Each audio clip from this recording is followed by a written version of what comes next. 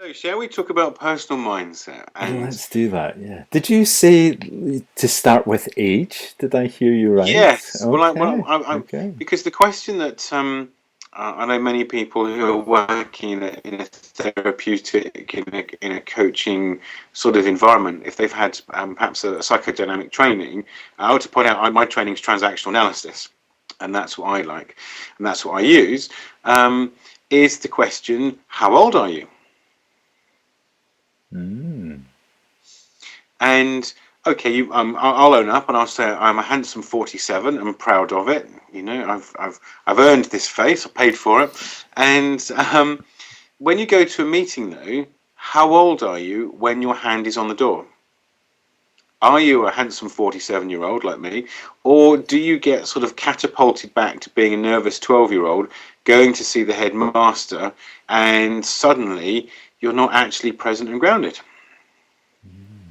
Yeah. So do we change ages as we go into a Mm. business situation? I Yeah. think so, and I think we have a a sort of wrinkly age, whatever you want to call it, and we also have a sort of felt sense age, Mm. and maybe your experience of being in business was perhaps in your 20s. Maybe your experience of being in business was working in a shop when you were 15, and perhaps you've worked in a shop at 15, 16. You've gone off and done qualifications. You're now working successfully as a therapist. But when somebody mentions business, you kind of think to yourself, well, I don't have any business experience, or maybe it was stacking shelves or working on a till. Mm.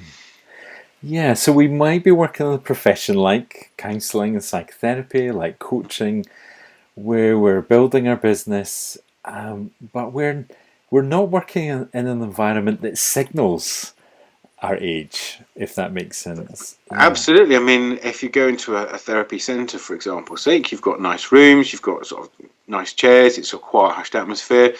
Is there a doctor's waiting room? Is there a therapy centre? Is there a library?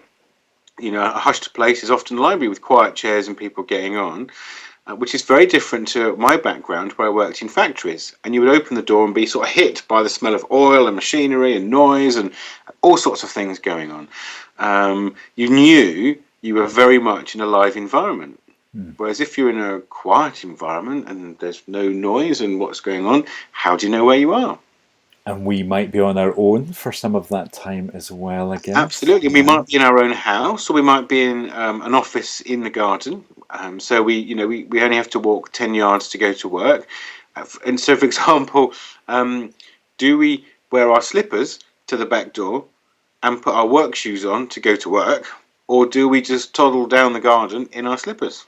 Yes. Right. So there's a really good question here about how do we make sure we're in the correct age? But I Absolutely. just wanted to check in with you because I guess maybe not all of the group are in the kind of helping professions. I mean, when you were in factories, I guess you're in organizational development. Yeah. Now, No, well, actually, do no, I you was a also planner. see this too? Like people moving around their age range, if you like, going Absolutely. into. I think, I mean, my background is production planning. I planned factories. So I was scuttling around, organising people, and then I worked my way up to being a general manager. And so I went from being a scruffy guy in safety shoes and a sort of polo shirt to a manager in, suit and tie. So it was obvious I was a manager, I wear a suit and tie. And so therefore, there were obvious cues in that translation process.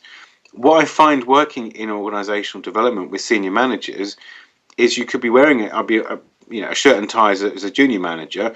You get promoted to director, but you're still wearing shirt and tie. The office looks the same. You got the same desk, perhaps, but your job is changed. So there's often a lag. There's a lag between who you are today and who you were yesterday somehow.